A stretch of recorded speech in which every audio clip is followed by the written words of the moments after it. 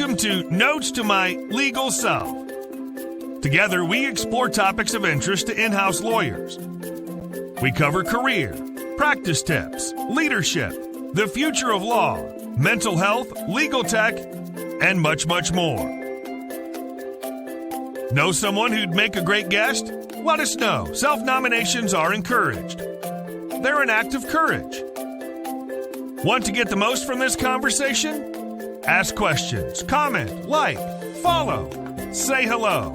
In short, engage. Finally, have fun. In-house legal practice is a serious business, but you don't have to take yourself seriously. Let's begin. Here's your host, Olga Mack. Well, hello everyone. It's good to see you. I've been on the road a lot, so we haven't had many conversations. But the good news, we've had quality conversation. And today we'll have another quality conversation about important things like well-being. I have here with me someone I've known for a long time. She's an in-house professional and done a lot of things and wealth of information. So without further ado, Ashlee, welcome to Notes to My Legal Self. Please introduce yourself. Hi, thank you for having me. This is exciting to be here. I am pretty seasoned in-house professional, specifically legal operations. And I've been at a lot of various companies, Fortune 500, startups, high growth tech. And now I am beginning a new career in wellness. I love this. So let's actually talk about it. I really love talk about the journey people took. When you talk about wellness, what does it mean, practically speaking? Where are you heading? What do you do? And then kind of, I guess, what inspired it? Yeah. So my journey has been pretty interesting. The last 10 months, I would say I've been on a sabbatical. Seems like a good time to share what I've been up to. Spoiler alert, I've basically been healing. I've been letting go of beliefs that no longer have served me. And I've been trying to figure out what I wanted to do next. I've been working since I was 13 years old.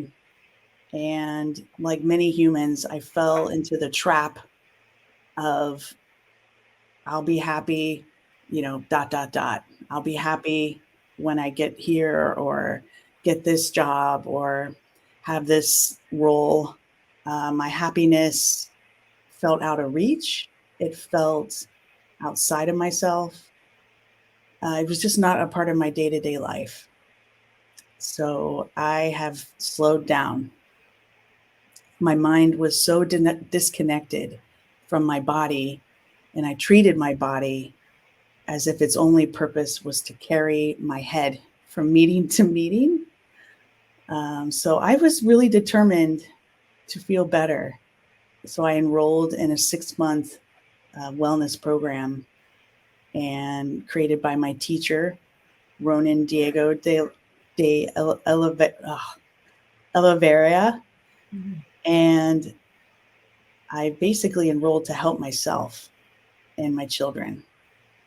I didn't have any idea at the time how much I would feel a calling to do this work for the rest of my life.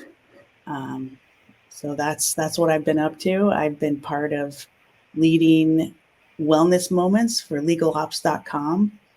And, every chapter meeting that they have. And it's an exciting journey. Wow. I love that. I guess before I ask you what inspired that, let me ask you, you mentioned you've been at various companies, Fortune 500, various well-known startups. Maybe in this sort of brief summary, what was the journey? Where do you come from? Yeah, that's a lot of love for the art of the legal profession. I first saw that in my time at Oracle. where Oracle had at the time bought or purchased, sometimes hostile takeover of many different companies. 80, I think, was a number that I heard. And I saw the legal teams there really dealing with a lot of data from a compliance standpoint that they needed access to payroll data. And I talked to this attorney, and she inspired me to continue partnering with legal teams the rest of my career, because I think the legal departments have the most creative and interesting problems, I guess is a nice positive way to say that. And it was just something that was so different for me. I had been putting hardware and data centers. I had been working with business teams on evaluating products and rolling out software.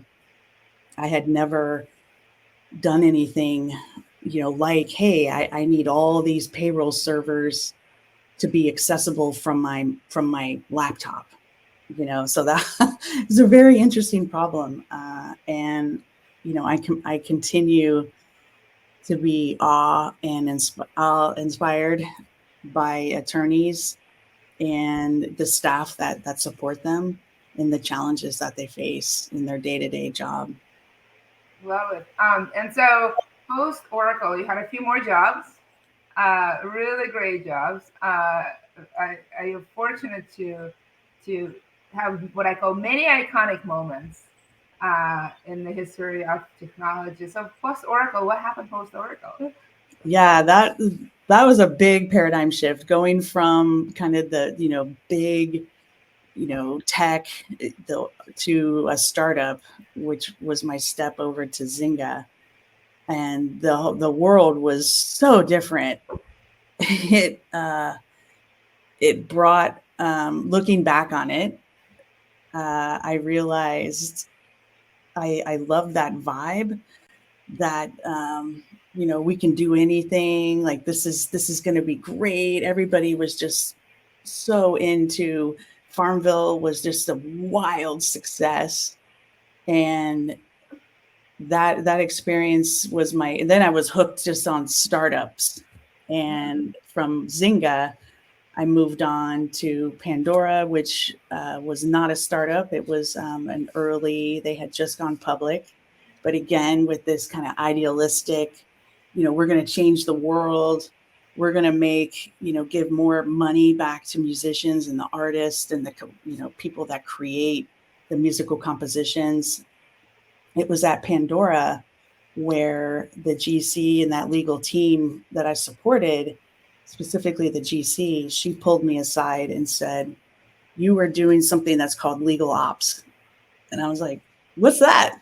And she laid it out, and I was like, "Yeah, I kind of am." And so that was a linchpin on, well, maybe I should be doing legal ops. So moving on from Pandora, I landed in my first legal team, because on before that I had been on the technology side. And Dropbox was, again, just an amazing group of people. I had an amazing commercial attorney I reported to and learned all about contract management. I had done contract implementations on the technology side, but I hadn't really ever been embedded in a legal team. And so that was exciting, hearing, the open office. You can hear kind of what people are happy about with redlining and what they're not happy about. And that's always really stuck with me and really been part of just my values of, even one click. So somebody can get something done faster. If it's one click, it's important to make that step. Yeah.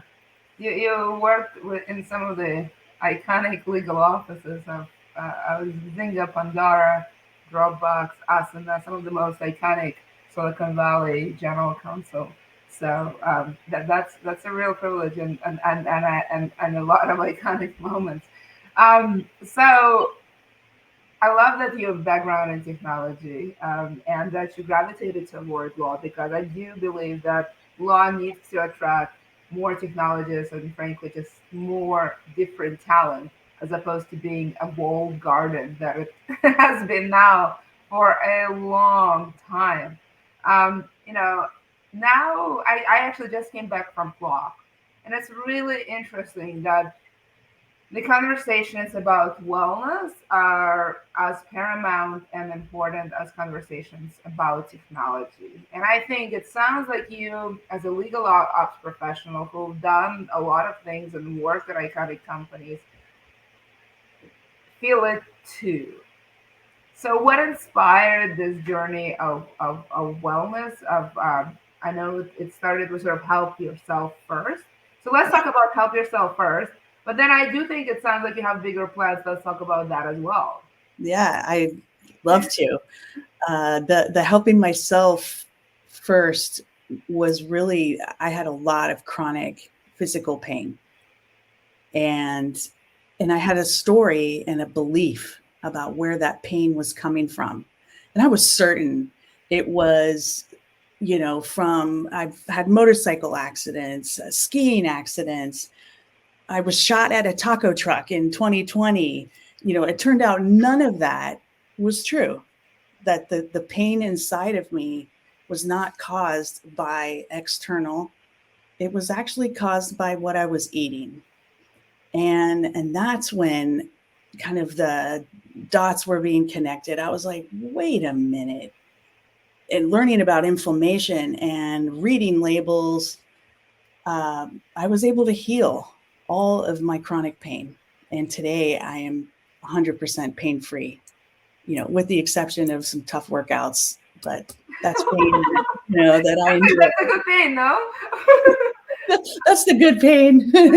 As someone who can't start her morning without, an hour and a half of workout, I think that's a good thing. Yeah, it is. That makes us tougher, and gives us growth. I love that.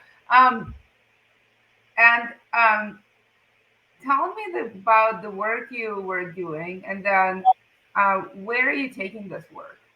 Yeah, the work that I'm doing now is really bespoke wellness coaching. So it's kind of like my corporate world has collided with my passion and what I feel called to do. We're setting up goals. I'm asking people, what are their goals? Some of them don't know. They just know that they've done every fad diet known to man, and they can't keep that 20 pounds off. So we unpack that. And we really, really are talking about those 5 pillars of wellness: the mind, the body, the beliefs, the connections that you have in your life, and then the environment itself. And that's really at a high level, at the highest level, all I do with each of the people that I'm coaching. And it's so rewarding to see, I had a client a couple months ago where I asked them, don't change anything about what you're doing, but I want you to carry a journal and I want you to write down what you're thinking every time you eat and what emotional state you're in. And they had a lot of stories in their head about, oh, I eat when, everyone's, oh, I'm an emotional eater. I eat when I'm scared or mad or upset. Or for me, when I procrastinate, I eat. So she actually, I know, it's gives you something to do, Yeah, like I don't want to do that, TPS report. I would rather go have, cucumbers and hummus. So it's just a very rewarding experience to see them having those aha moments where they are challenging their own beliefs. And then, through kind of the training that I went through, I'm the one bringing the awareness, saying, hey, let's celebrate this. You just learned something about yourself that you didn't know before. And it's just like the way I feel when I see someone make that connection of, I didn't even know I did this before, and now I know, and now I can make a different decision. I love that. So you talk about coaching, and some people talk about mentoring. Those are the terms that are sort of thrown around. I'm just would like to understand in this context, what is the differences? What leads you to use the word coach as opposed to use the word mentor? And kind of how do you help folks to get from point A to point B? Yeah, those are very different relationships. Mentoring, in my opinion, is really about someone that's, maybe in your industry, in your area, or maybe someone that you admire, you like how they operate, and it's someone that you are learning from, which is similar to coaching. However, it tends to be the mentor sharing their experiences with someone earlier in their career. Um, Therapy, also a much different relationship that's 100% dealing with the past. And then coaching is, I think, where the magic happens, where, managing and coaching, I think, are very, very similar. However, managing is really directive. It has that authoritative, vibe about it, driving employees to specific outcomes. And it's really about delivering results over and over again. Coaching is it's a how do I say it? It's about getting people to the next level, but they're coming to their own conclusions. Like, you're not telling them, hey, you need to stop, eating a bag of chips. They already know. Like, a lot of the people I work with, they already know what they should be doing, but they don't know why. Something in their life has shifted. Like, what they did 20 years ago isn't working, and they can't, lose that 20 pounds that they used to. I used to, just not have this one food, stop eating pasta, and I lose 10 pounds. So they're coming to terms with their body has learned their tricks. And now their body is like, no, we're not going to do that. We're not going to fall for that. So coaching is really about helping people develop new skills, associating an awareness to, hey, are you aware? This is kind of how I see it. How do you feel about that? And I think it's more of a collaborative partnership. Oh, I love it. So you mentioned 5 pillars of legal wellness. Tell me more about that. Tell me more. Is that a framework, and what is it, and how do you eat it? Right? Yes. Well, again, this is not my ideas. This is, Mindvalley has a program, Holobody coaching, and this is what I've come to learn, and it made sense to me, and it really explained why I did not have success previously. There's a whole ecosystem around your wellness. There's the obvious interconnection of your mind and body. But then there are the factors like your environment. Right? When your motivation is low and maybe you're not feeling as strong, your environment tends to win. Kind of like, you just came back from Vegas. I'm sure you heard the house always wins. The environment is like the house, where, the strongest minds, the fittest of bodies and strong bodies can succumb to, just an environment that's not good for them. And the beliefs. So the belief system that we build is, I think, the underlying glue that really holds the 5 pillars together. And it's really through discovering, for example, like the client that was like, hey, I learned I eat when I'm uncomfortable with a situation. And then we dive into, well, tell me more about that. Like, what is the situation? What emotions are you feeling? What are the thoughts in your head, AKA the beliefs?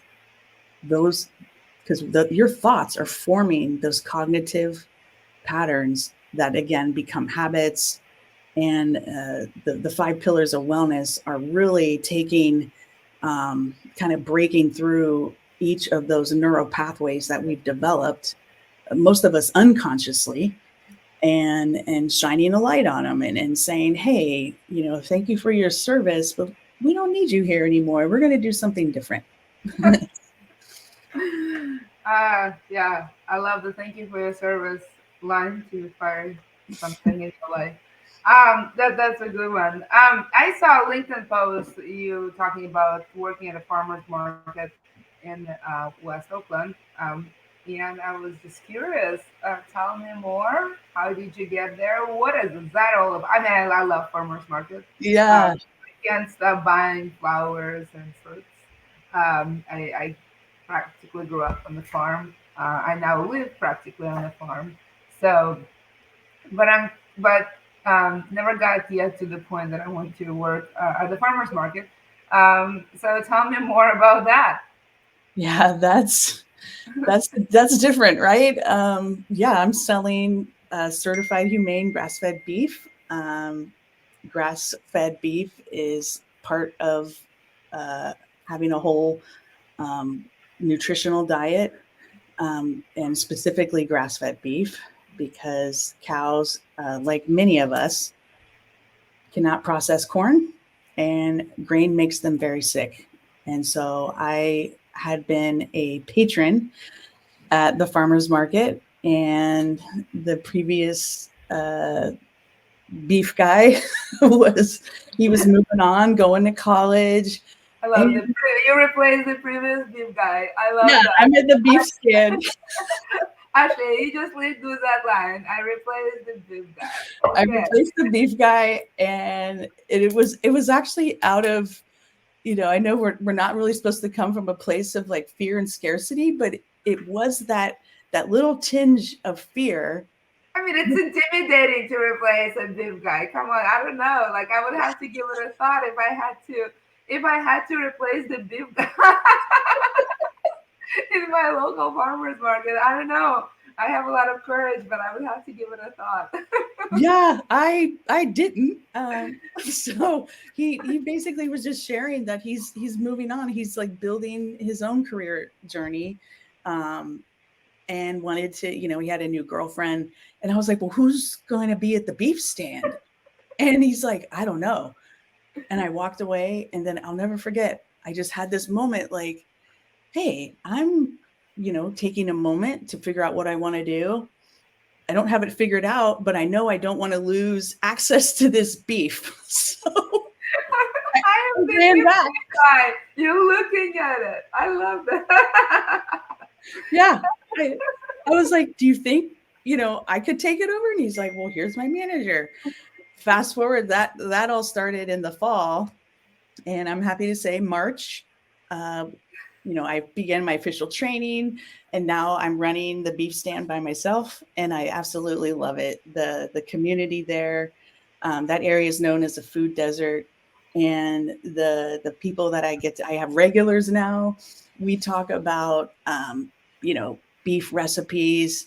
We talk about like special occasion cuts, and the actual idea.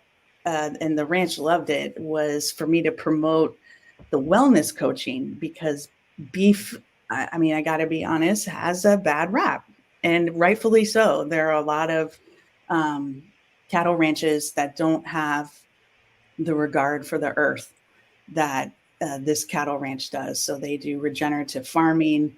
They are certified humane. There's a documentary about the ranch. And it's everything about it I love. It's my Sunday church. So I I'm there love Sunday. that. So I'm gonna ask you a question. Which one is harder to build legal up or become a beef guy? I mean, come on. I have to ask this question. This is I a know. question. I want to know what are my possibilities in the future? How hard is it to become the beef guy? Yeah, I don't know. It's pretty tough. You got to learn the primal cuts, and then within the primal cuts are all these other cuts, and every ranch has their own style of how they trim the beef. Um, but I'll keep my day job. Okay. yeah, all kidding aside, legal ops is much harder. I love it. I love it. Keeping my day job. Thank you, Ashlee. I love that. I needed this today. We have Daniela who says hello. Also about getting fish in close to Santa Cruz. I love Santa Cruz for many reasons. Surfing, yes. Fresh fish, yes. College students, yes. The wife, yes. I love Santa Cruz. It's an amazing place. And yes, the origin stories are powerful. Thank you, Daniela, for saying hello. It's always great when folks participate. You definitely want to be part of the conversation because you get a whole lot more out of it.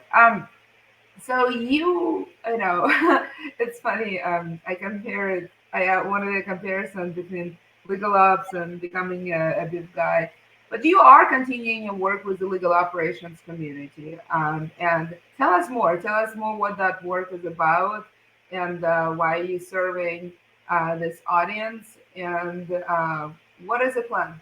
Ashlee, I know Yeah, you have a plan. You've been in companies that always have plans. So I what know. is the plan? Yeah, I'm not doing, no, I do have a plan. It's more long term. I want to build a business around coaching. And, I'm really early stage, like really defining my mission, my vision, my values, making sure that I'm really connected to the why and have some idea of the how because I'm going to need help. So I wanted to, as I go out to recruit people on, this crazy idea, I want people to have an easy understanding of what I stand for related to the wellness coaching. I'm also, it's kind of tricky because I also really love legal operations and I still want to stay in that community. I feel like I do have a lot of experience to help companies, large and small.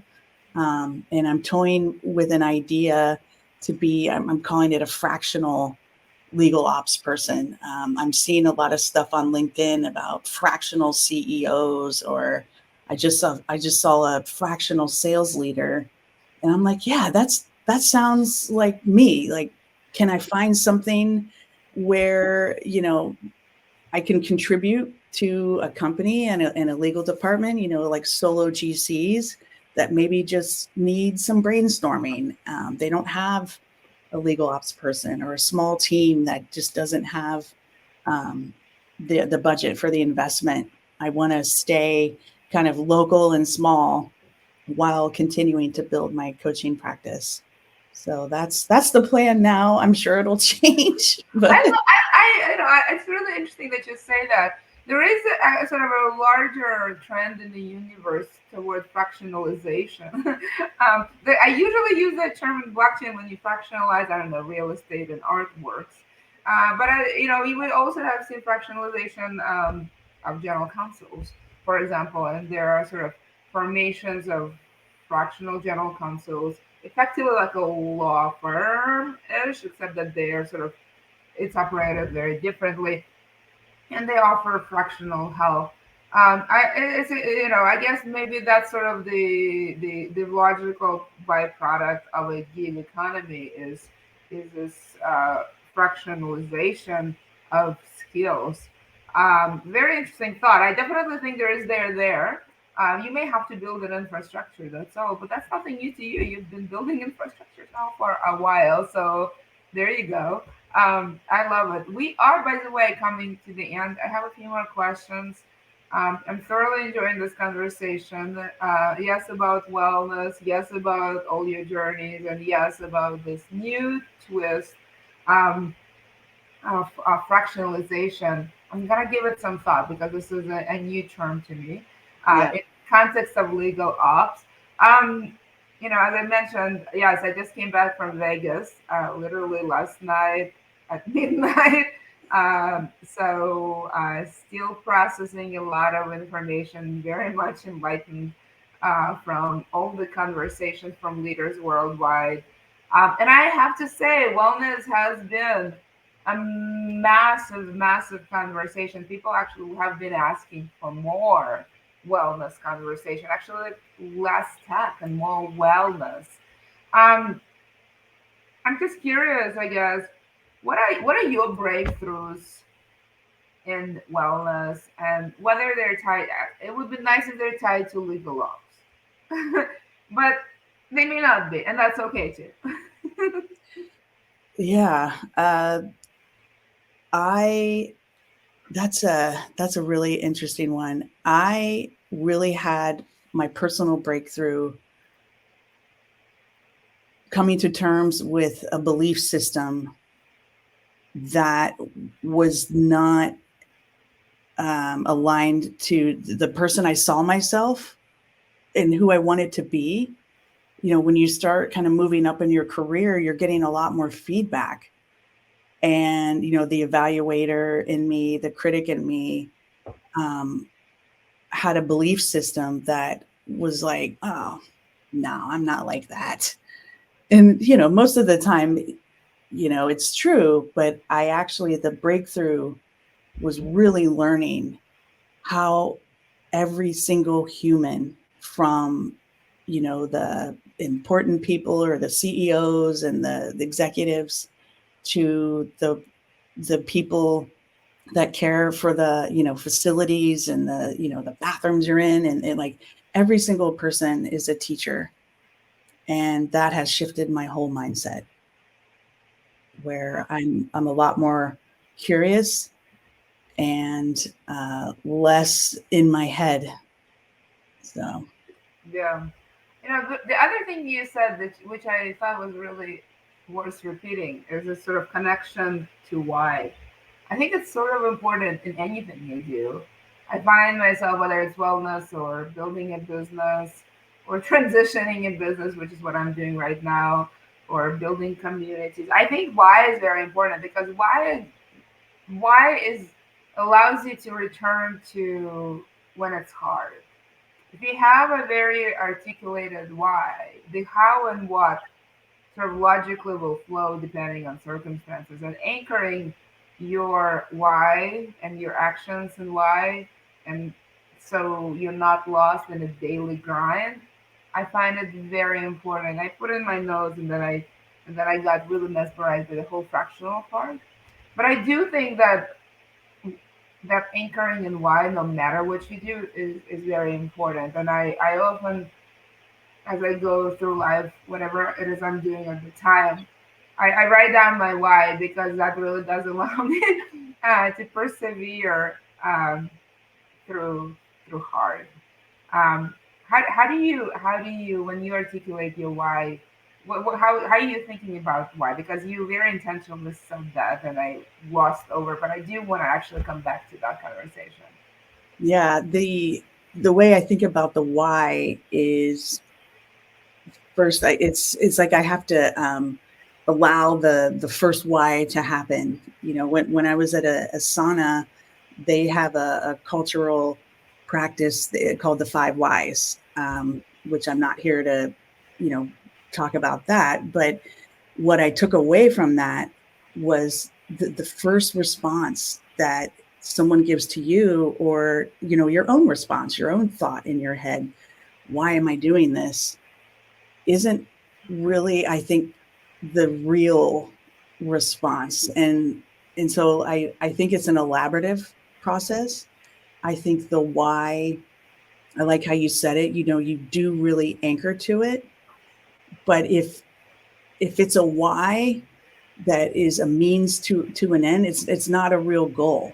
Like, I think the why stops when you say, you know, that it's just because, like, why do I want to do this? It's because I was transformed, my children were transformed, and I started to wonder if other people might benefit from this approach to wellness. And it's that simple right now. I love that. We're coming to the end. I do want to talk to you about meditation. I don't consider myself a practitioner of it. However, there are things that I do that are meditative in nature. One is exercise, and two, Yes. actually painting. I find painting transports me to a place that very much resembles what the transformation folks who sit there with themselves um, and observe their thoughts. It's much easier for me to get there when I actually go through a process of creation. But tell me about your practice and how you think about it.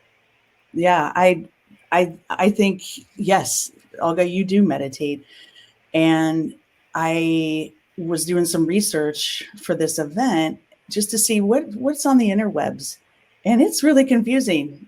One site is like there's 3 types, another is 7, there's 5, there's 16. But I think if we all agree that meditation is really a way of, forget about alpha and theta and gamma and all these brainwave, like the science behind it. What I like to think of it and what I share with my clients, because my job as the coach is to get them in a calm place when we're talking. And so sometimes I just like, hey, let's take a deep breath, or I can see that they're not in the present moment. And meditation to me is about bringing awareness to the thought you're having in the exact moment, and being able to distance yourself from the thought. Like, you are not the thought, you are the thinker of the thought, which is some people are like, what does that mean? It creates space, and you can untangle from the thoughts, because there's research, like we have something like 60,000 thoughts a day, and I'm sure some of them are tough, they're dark, shadowy, others aren't, and there's this constant dance we play to have the thought and then not judge ourselves for that thought.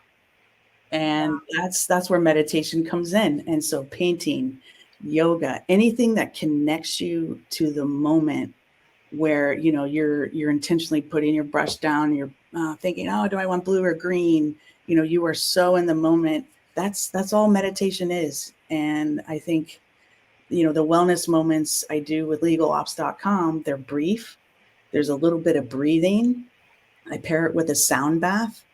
And I tell people, if you've never done this before, it's awareness training, and it might feel weird and awkward, but we've gotten a lot of feedback that the community is getting a lot out of those moments. And actually the founders of legalops.com say that the energy in the room shifts. So now they're putting wellness moments, probably putting words in their mouth, strategically. Like, but first I was before lunch, and now I'm after lunch, and they're building a resume or an agenda around it. And it's just, can you sit down? Can you put your hand on your heart, close your eyes, take a deep breath, inhale and out, and just be still. That's meditation. Yeah, yeah. I fell into painting accidentally. I had no intrinsic visual talents whatsoever. I did have I still have a best friend who has a ton. And because I wanted to spend more time with her, I went to art school. She went on to be an artist, among many other things, and I went on to have a meditative moment. So I'm really grateful for that experience. And it turns out I'm not alone. We have a few folks who are listening. Arenta is one of them. Thank you for saying hello. And then Daniela sharing that she's singing. Singers. Don't we all sing? And I'm a really good dancer, and singing definitely is a private meditative practice because nobody wants to hear me sing. That is for sure. I love that. Um, well, my last question, well, actually, second to last. How has that meditation you feel shifted your identity and your mindset? Again, if you can anchor it in legal ops, because we have a lot of in-house professionals, and I can tell you that legal operations professionals really are focused on wellness these days.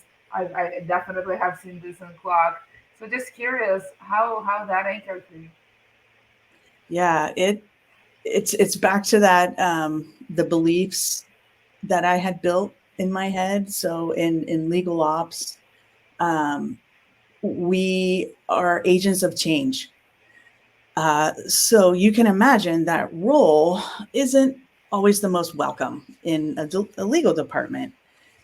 And so having a mindset or a way to kind of separate yourself from kind of what's happening around you from you and like who you are is key, I think, to expanding in the role, because we have, we're the bearers of, like I said, change. Some people and don't really, they have the way they do things. They're not open to it. And so we have to be creative, and we have to think of solutions from a creative place, which we cannot do if we're under stress and battling our own thoughts of, imposter syndrome or self-doubt, low, just because somebody doesn't think your contract management system is the best doesn't mean you stop or give up. That's a signal to, hey, maybe I should just sit with this and be calm, I and love that. then and have inspiration from that creative place, which is our true self. Amazing. Actually, you and I can do it all day. And unfortunately, we have to stop. Okay, we'll have a So part two. I'm happy to do part two. You are now officially invited to do part two. Let's do it. But for us to wrap up, I would love for you. One, I want to thank you. Thank you so much for sharing your journey. And I love the example of taking 6 8 months off. The most I've taken was about 3. Although I promised everyone a year, that didn't happen. If I ever get an opportunity, I will make it a year. Uh, what is one takeaway you want folks to take from this conversation? We covered a lot of ground: legal ops, technology, wellness, fractional legal ops, sitting with your monkey mind, all of the above. All that is great. What is the one thing you want folks to take away from this amazing conversation? Yeah, it won't be the grass-fed beef either. We covered that, Oh, farming. that's right. How to become the big guy. That's actually is my highlight. Yeah, it is fun to talk about. Well, thank you, Olga, for the work that you're doing in this community and bringing, you know, these types of events to the world. So it's inspiring, and I'm so thankful that we are together. If there's one takeaway, I'm just going to bring it back to just the awareness that our head, our mind, and our body have two different types of intelligence. And your body, or I'll call it your subconscious, is way smarter than your conscious brain. It is always listening. It's listening to every thought you're saying. So if you're thinking, oh, I can't improve, oh, my memory is so bad, I can't improve it, your subconscious hears that and is activated and is working against you. So the takeaway would be shifting that thought to how can I improve my memory is going to be way more effective. Love that. What a beautiful message. Thank you so much. I thoroughly enjoyed this conversation. We definitely should do this again. I love all the listeners who actively participated and asked questions and shared their experiences. This is what all of these conversations are about. I have so many takeaways. Maybe I will start with, well, yes, how to become a big guy. I've never had this conversation. To me, that's iconic. Working on that one, Ashlee. Two, why anchor your actions, your pivots. your days in why it's just much easier to persevere when you can return to why. It is definitely a way to stay in the game. And I really love 3, this trend toward fractionalizing and allowing sort of pursuing multiple passions. Very interesting. Would love to see more of that in legal ops. If you have any thoughts about it, please comment or ping me directly. I am definitely excited to have this conversation. And with that in mind, enjoy the rest of your Friday and have a fantastic weekend. Bye, everyone.